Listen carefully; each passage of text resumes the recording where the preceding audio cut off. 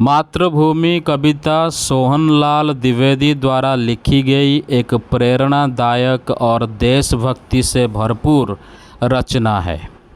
इस कविता में कवि ने भारत की महानता और उसकी सांस्कृतिक धरोहर को श्रद्धांजलि अर्पित की है। पूरी कविता में भारत के प्राकृतिक, ऐतिहासिक, धार्मिक और सांस्कृतिक पक्षों का वर्णन किया गया है।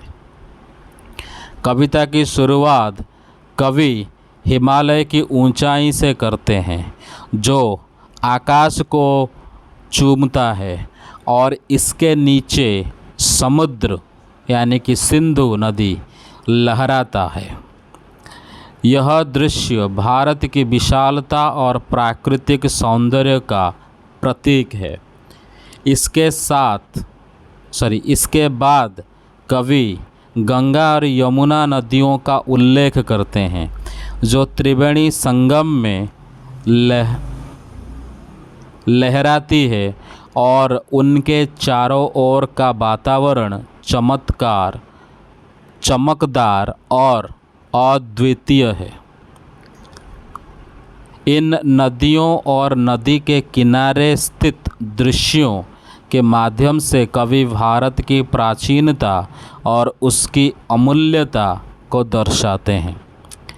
फिर कवि अपने मातृभूमि की दिव्यता का वखाण करते हुए उसे पुण्य भूमि और स्वर्ण भूमि बताते हैं, जो जन्मभूमि और मातृभूमि के रूप में हर भारतीय के दिल में बसी हुई है।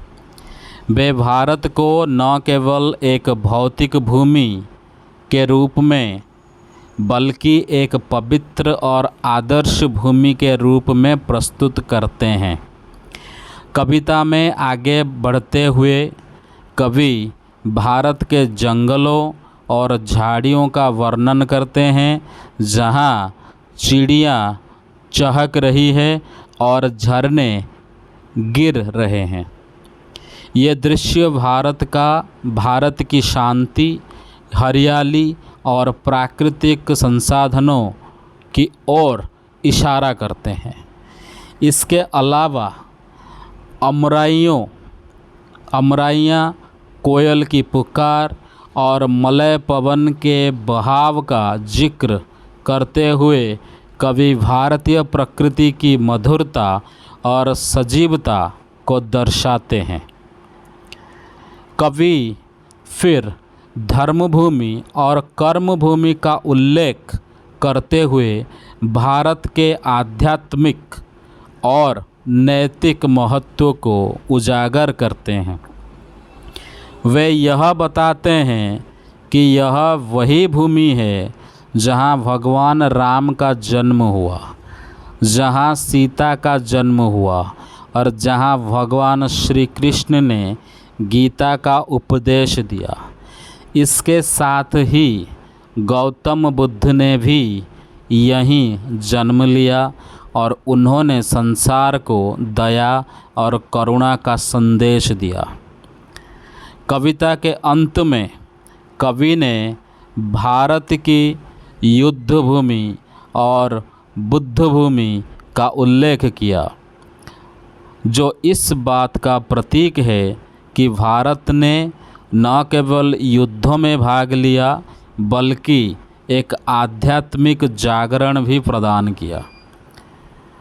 कवि भारत को अपनी मातृभूमि और जन्मभूमि मानते हुए उस पर गर्व और निष्ठा प्रकट करते हैं।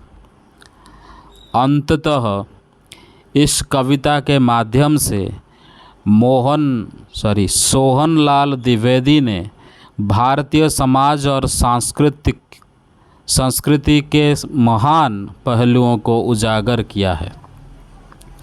वे भारत को न केवल एक भूभाग बल्कि एक आदर्श भूमि के रूप में प्रस्तुत करते हैं, जो हर भारतीय के लिए सम्मान और प्रेम का स्रोत है।